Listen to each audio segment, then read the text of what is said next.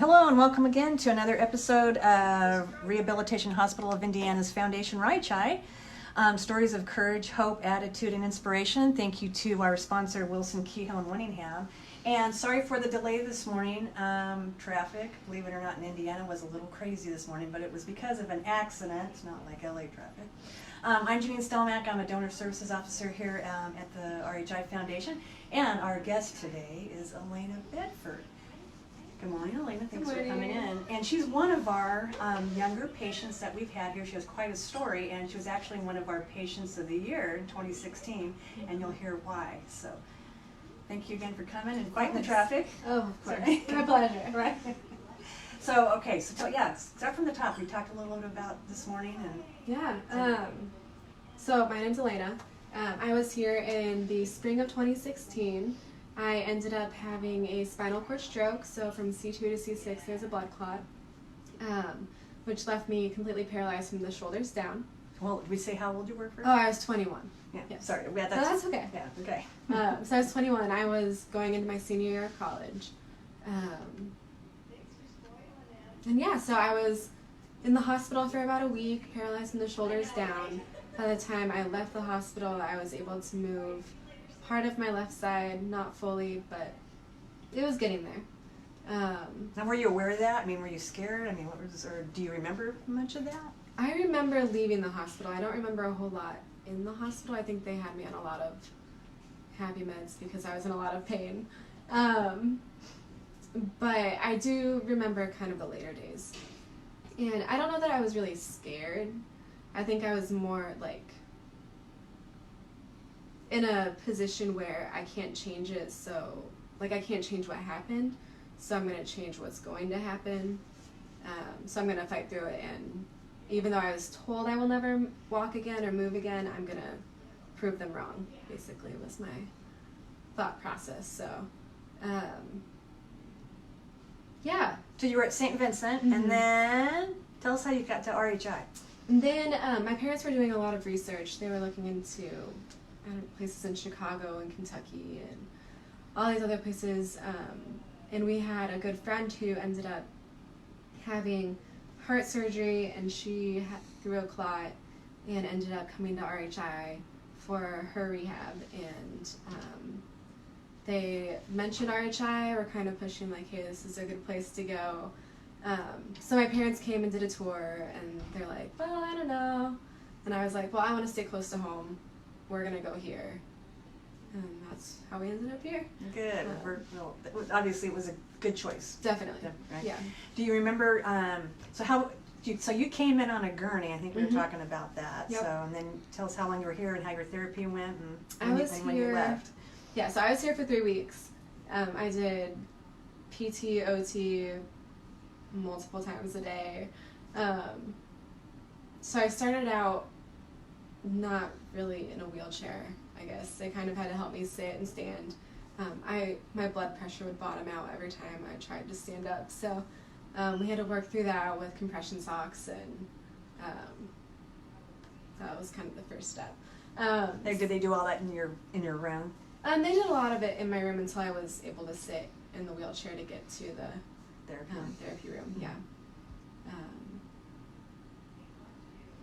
But yeah, so you could sit up, yeah, then they got you to the gym. And then we started standing, and it was a really long process of like going from sitting to standing, and it felt like it took a while to actually get to the whole walking part, and I think that was like the exciting part for me.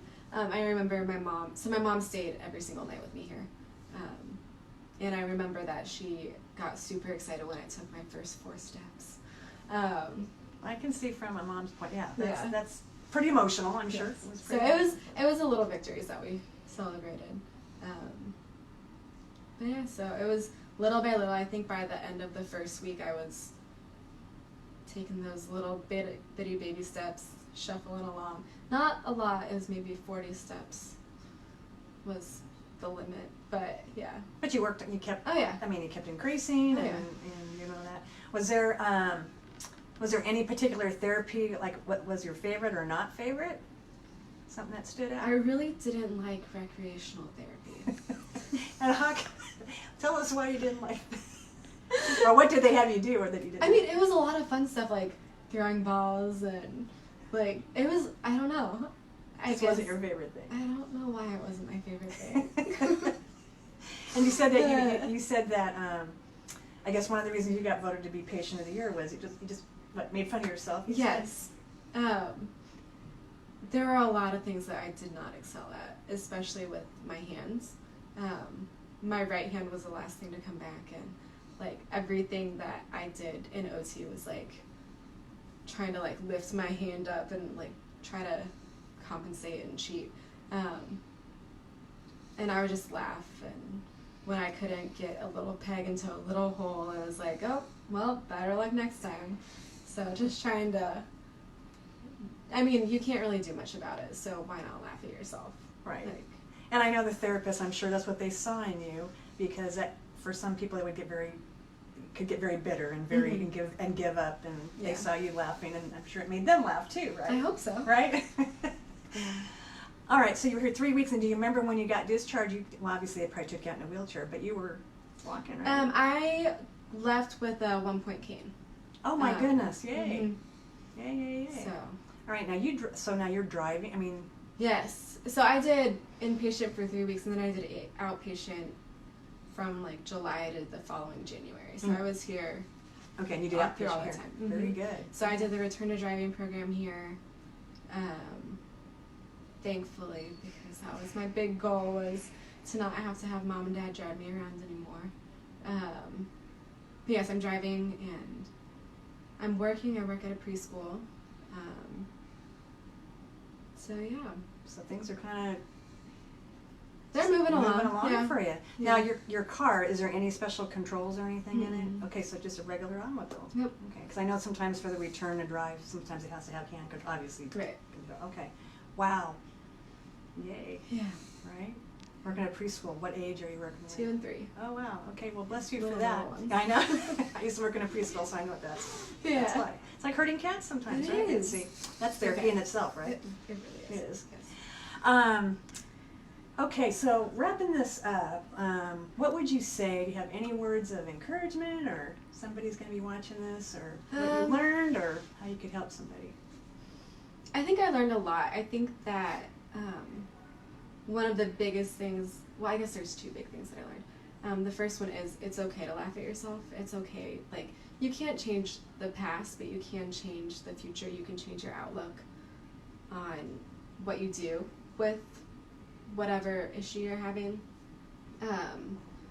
So I think just realizing that, I mean, you're not the only one who is in your boat. While everybody has their own struggles, everybody has a struggle. And so just looking at it as not necessarily a struggle, but also a blessing, as something that you can, I don't know, like change in the future. And the other big thing that I learned was that it's okay to ask for help. I think that as a 21, now 24-year-old, that was really difficult, and something that I had to kind of overcome was asking my nurse, like, hey, can you help me transfer from my chair to the toilet? Or asking my mom, like, hey, can you help me brush my hair? Like simple things that I used to do by myself, but I wasn't able to fully do. And I mean, there's still things that I struggle with, especially when my arms and legs fatigue. But I think just realizing that people are there for you, they want to help you, they want to be able to do all that they can, is important. So. All right.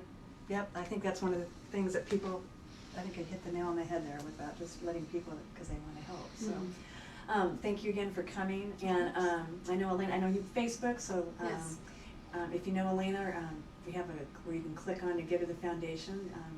We'd love to have you do that. So thank you again, Awesome. and thank you Yeah. for tuning in.